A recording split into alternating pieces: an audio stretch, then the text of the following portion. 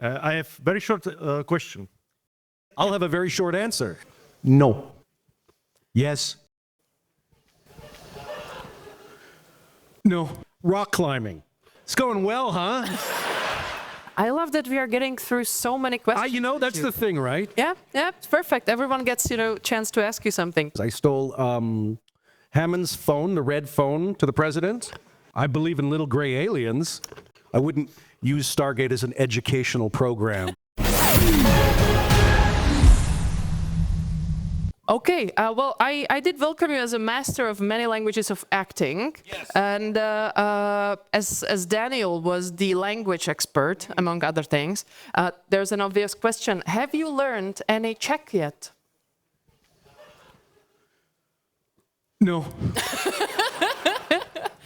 Okay, maybe then we should teach you some basics, like Stargate in Czech. It's very easy. It's hvězdná brána. Come on, try a harder one. Come on. Harder one then. Okay, but when we the indeed in Czech, it's v skutku.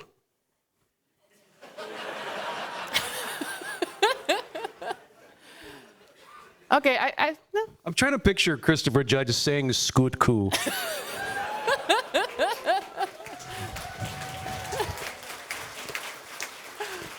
Skutku.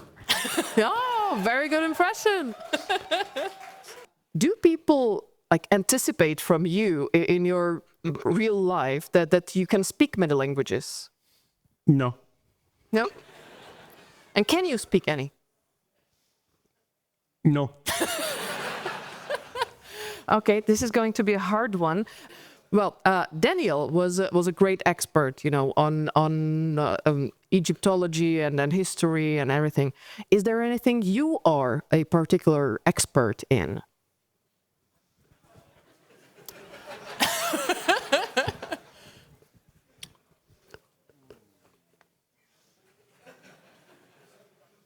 No. It's going well, huh? Not like even, I don't know, acting? The Vancouver Canucks. Oh, hockey. Yes. I thought so. So you know all of these statistics and when they won everything and who. When they won? I'm not an expert on Canadian football, hockey. Sorry. Well, you just have to be an expert on the Vancouver Canucks, and all you have to know is that they don't win. Ever? We're waiting. And on the contrary, is there anything you cannot do at all? Like it doesn't matter how hard you try, but you can never master that thing? That list is long. And any examples?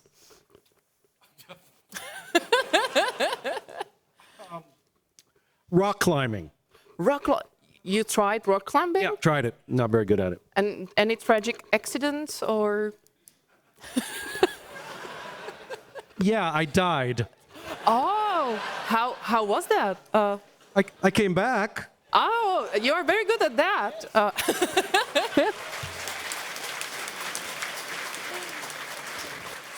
Well, let's talk about the SG-1 for a little bit, because are there any fans of Stargate here?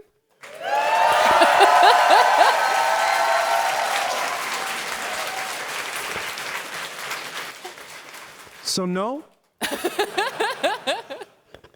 Because we just had Rick here, Richard Dean Anderson, in the spring in Prague, and I'm sorry.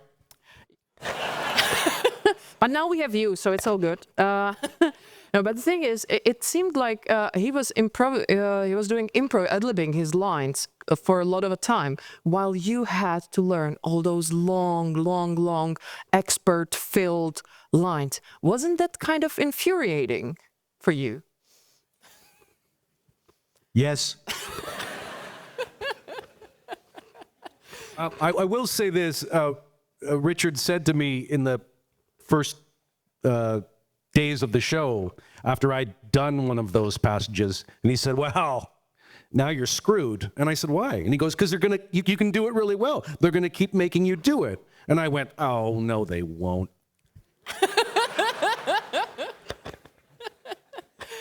But he would literally, if they gave him more than what he called the rule of thumb, if his lines were on the page were longer than his thumb, he would screw it up to show that he couldn't do anything longer than that, and then they never gave him anything longer than that to do.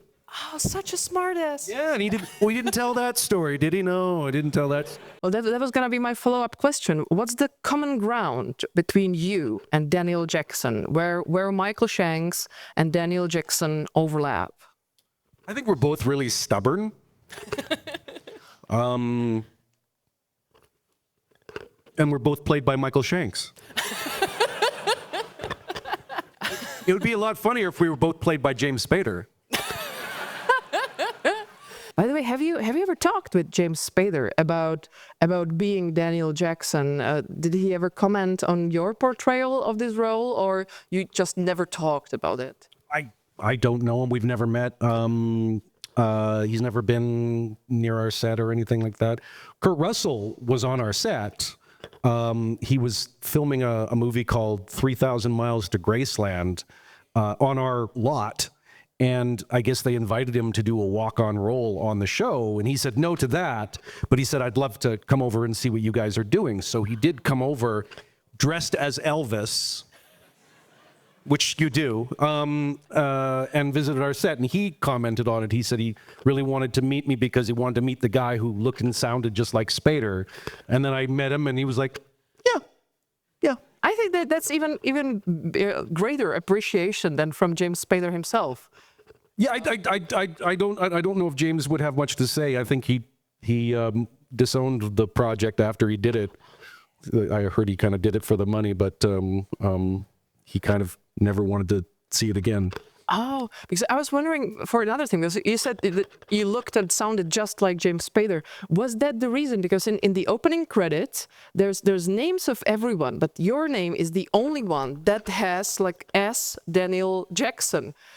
What was the reason for that? That wasn't until I came back on the show. Oh, okay. Yeah. That was just because I was originally billed second in the first 5 seasons of the show, and then Amanda had the second billing after I left. So instead of taking it away from her, they just put me at the end with that. It's like a kind of like consolation prize credit or something. Yeah. Oh, I thought it was because people might, mistake you for James Spader, so they specifically has to say that Daniel Jackson is not being played by James Spader. No one has ever mistook me for James Spader, mostly ever. So. Well, talking about you coming back to the show, because when you came back, it was like 7th season, I guess, and the specific scene when you came back, you were rather unclothed. Naked is the word. Yeah, naked. is the word. What was that kind of a punishment for you for you daring to leave the show? Or and my follow-up question was if there was any CGI involved in that scene, or if you were really really naked.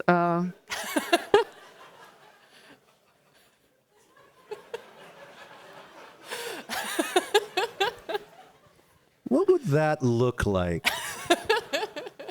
I never took it as that when I read it. It made sense for him to, come back unclothed. It would make less sense for him not. I never took it as a punishment until the day we filmed it. And then I realized, because in March, in Canada, it's a little colder than other places. And we filmed it in a dog walking park.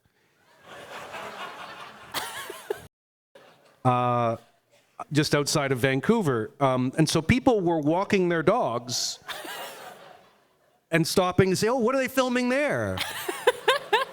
So it was a little uncomfortable and it was cold. So I could have used some CGI. I was always wondering, because Daniel left for some time to live in the ascended plane of existence. What was he doing there? What was his life? I guess you're the only person that we can ask about this.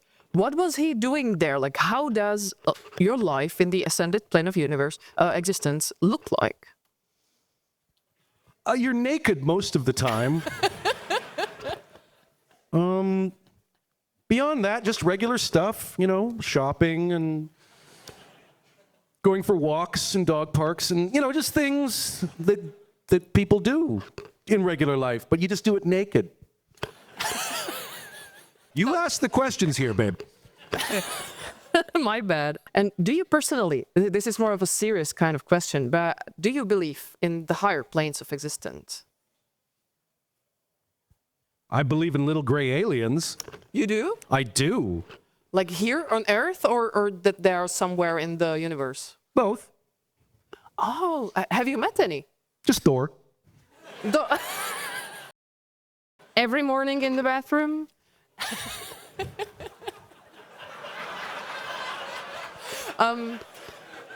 I meant in the mirror covering your face area, just to clear. You sure that's what you meant? I'm not sure what you meant by little Thor. Yeah.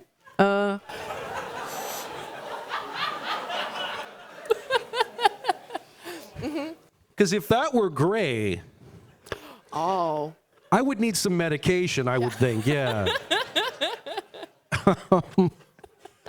Okay. Now I'm done with my questions. I've learned my Thank lesson. God, okay. And we have some time for audience questions. Hi. Hey, there was a lot of mythology in Stargate, and I like mythology, so I wonder, what is your favorite and why?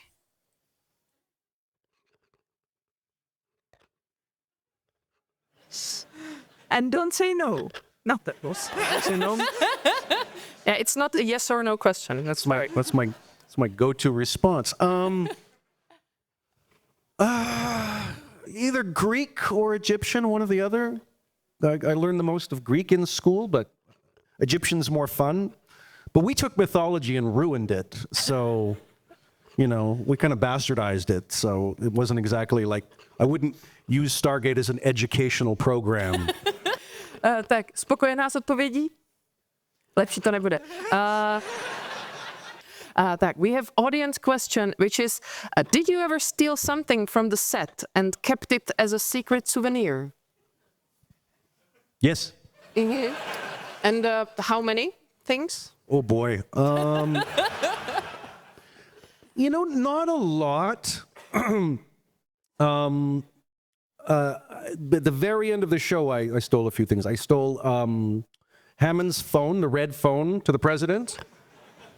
That was after we finished shooting our last shots in season 10.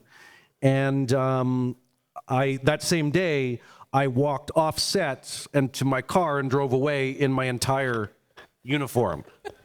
So the whole bit, except for the guns, they wouldn't let us take those. For some reason. For some reason, I don't know why. Throughout the series, Daniel Jackson looks kind of shifted away from the kind of goofy look he had in the original movie played by James Spader. Was that like a deliberate decision to kind of make him look, I guess, cooler? Not necessarily, but it was a deliberate decision to get away from the James Spader portrayal. One of the things I disagreed with, because I just thought it was goofy and typical, was the sneezing part from the movie. I thought that was just dumb.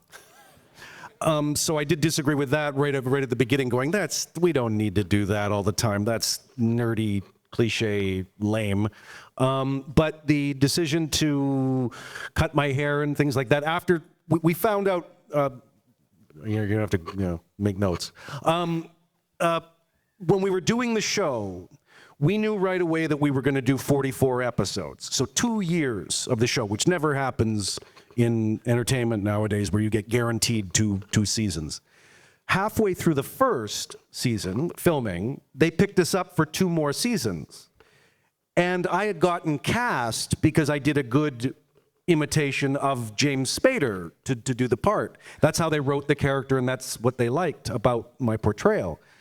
Knowing that we were already going to do 4 years of the show, I went, whoa, I don't want to be stuck doing an imitation of James Spader for an entire run of a TV show. So I asked the producers, I said, can we start, slowly getting away from all of the that typical thing? They agreed, and that's why it sort of turned into a little more me and less Spader over the course of the show.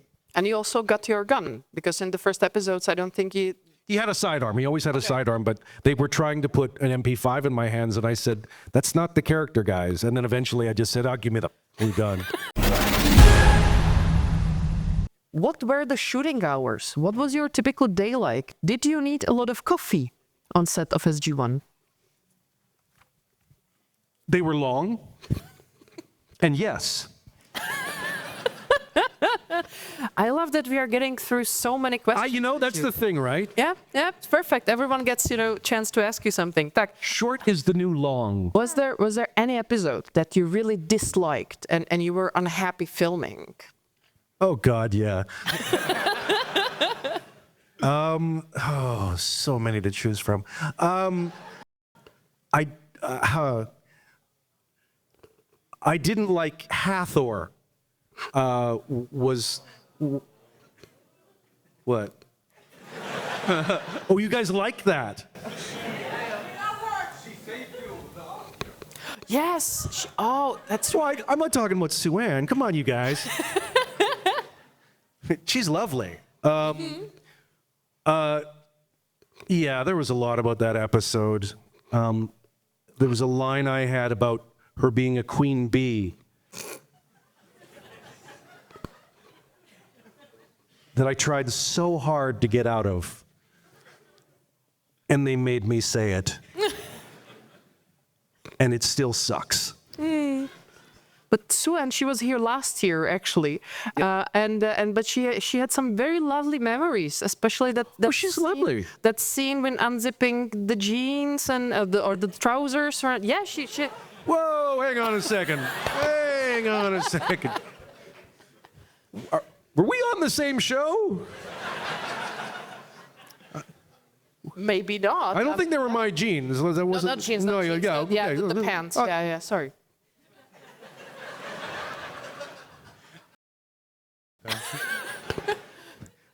Yeah, she has a lot of fond memories, I guess. I thought it was. Rick and I were really not happy about that episode. He got turned into a Jaffa, which he did not like one bit. Daniel essentially got raped, right?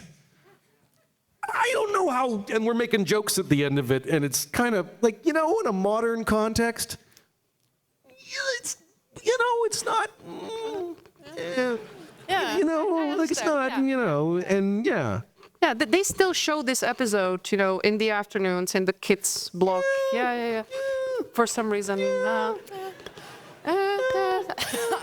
See, and the hot tub full of symbiotes. Yeah, that was yuck.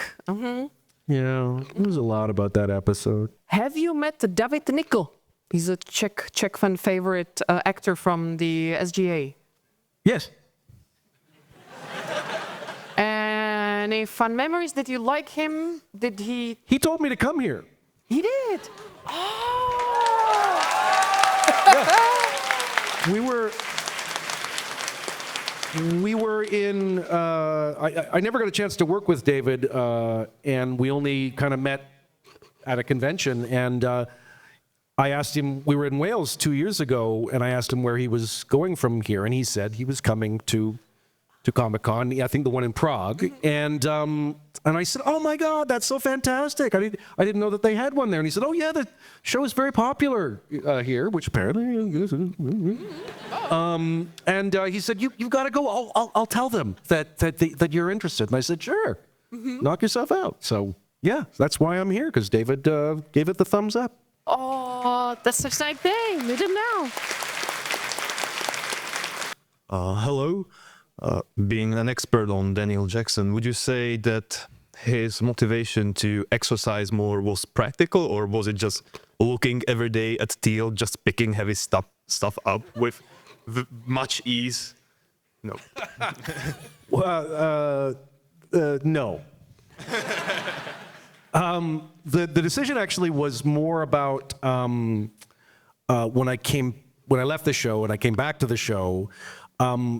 I realized, I'd experienced how much downtime, because it was my first ever TV show, experienced how much downtime actors tend to have on a show, and how much of our life wasn't getting done because of the limited hours that we had at home. Because we filmed 10 months out of the year, which is a long time, and we filmed every weekday for 14, 16 hours a day. So I went, you know what?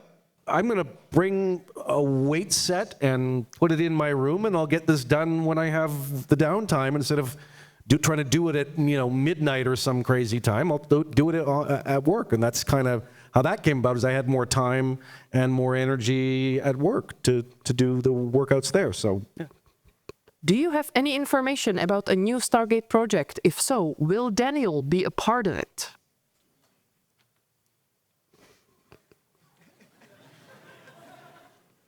No. I know everybody's curious about a new Stargate show. Amazon, who bought MGM, will do one. That's one of the main reasons why they bought MGM for $5-7 billion or something like that. They bought MGM, which MGM is a logo and a bunch of titles. That's it. They don't own anything but a tower. They don't even have a studio anymore. I can tell you this, that Brad Wright he'd been asked by MGM before COVID to write a script for a new pilot. COVID held that up. And then after Amazon bought MGM, Amazon looked at it and they wanted to look elsewhere to get a new show, or they're trying to decide what to do with it, and Brad was no longer involved in it. So how that goes forward, and in that script, I can tell you, Daniel was a part of it. In a new incarnation, I know nothing about who will be running it. I know nothing about who will be writing it. And I know nothing about where, how, and why it's going to be set and who's going to be involved. So I'm curious as anybody. Well, thank for the inside look. Hello there. Thank you very much for your hard work by playing Daniel Jackson. I was just wondering if you could tell us some, I don't know, Canadian joke, something like behind the scenes on a set. Like what happened to you or what you did to someone else from...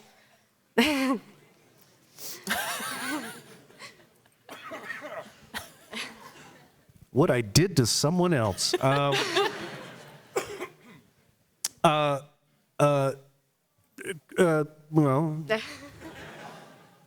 tell this story? I can tell this story. Chris Judge liked to play pranks on people. And one day he and I, he was in my room and he wanted to, he always wanted to play a joke he called the turd burglar, which is going into someone else's trailer and leaving a poo in their toilet. So instead of that, he got the fake cookie dough, or the actual cookie dough, like the soft kind, and he rolled it up into a poo shape, and he left it in Ben Browder's toilet.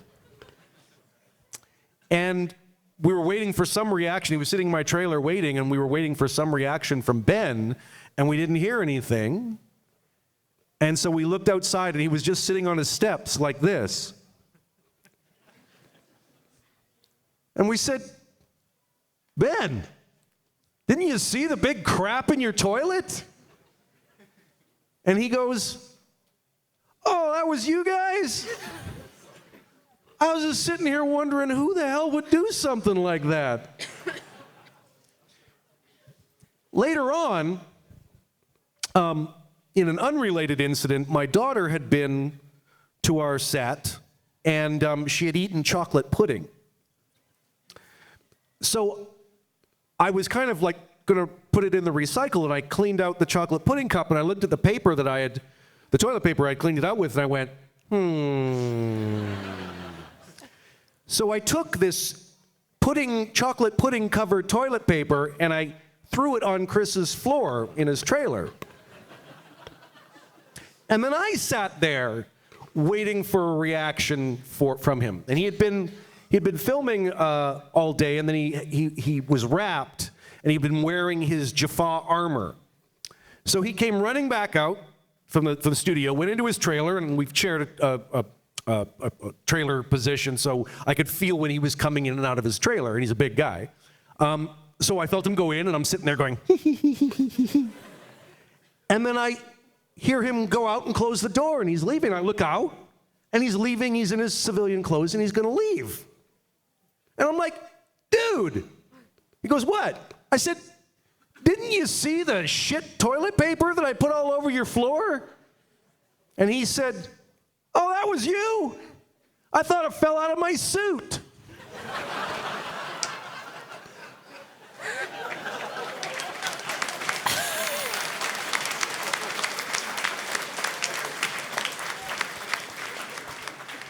What's disturbing about that is how that's the first place his brain went to was, oh, that must be mine. Hello, thank you for coming. My question is about on the Stargate set. With whom do you like most on the set on Stargate? Dr. Lamb. Obviously.